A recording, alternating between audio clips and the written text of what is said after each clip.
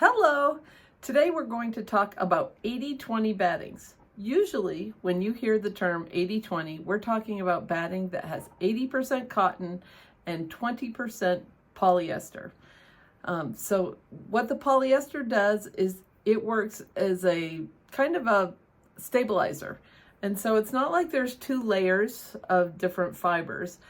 The polyester fiber is all jumbled in with the cotton, and it really gives the cotton a lot of strength. So you can get a regular 80-20 blend that's just an unbleached, and that's probably what I use on most of my quilts, I'll be honest. I really like it. It's stable, it's warm, it's it's a great batting for quilts. And it's cost effective. It's it's pretty decently priced. So that's a good choice for a batting. There are some other options though. You can also get 80-20 that is bleached so that it's very white. The same reasons you would use that as with regular cotton.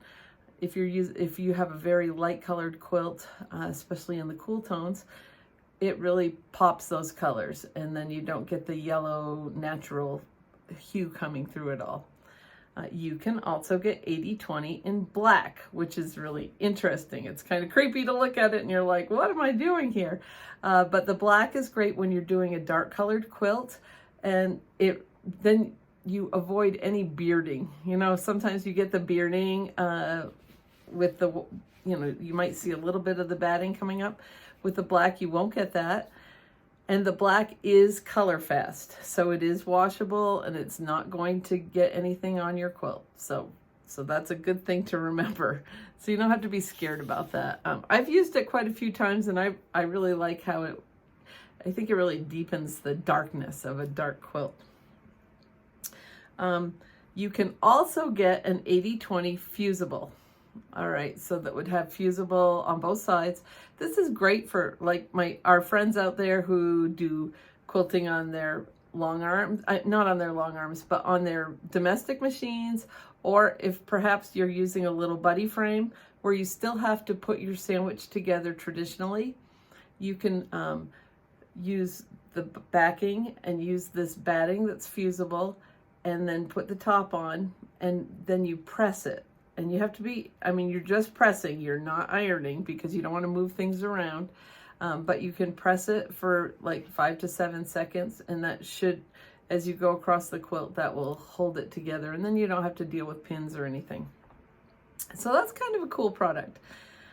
Just so you know, there is also, sometimes you will run into other fiber combinations. One that I have not tried yet, but I want to, is an 80-20 that is cotton and wool. And so it gives it a little bit more loft, I understand, and it would give it some warmth, but also real breathability with that wool. One of these days I'm going to give that one a try. So these are great. All of these are really great options if they come out of the package very wrinkled. Generally what you can do with battings, all except for the fusibles.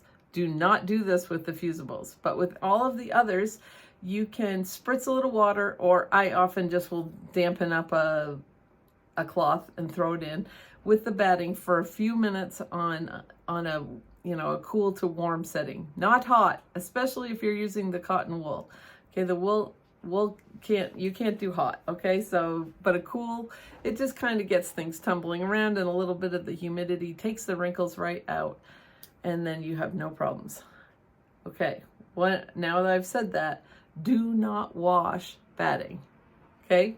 I had to do that once because, I don't know if you remember the time when my dog just got angry at me and peed on my long arm, and he got one of my rolls of batting just on the end. And so I tried it, I washed it.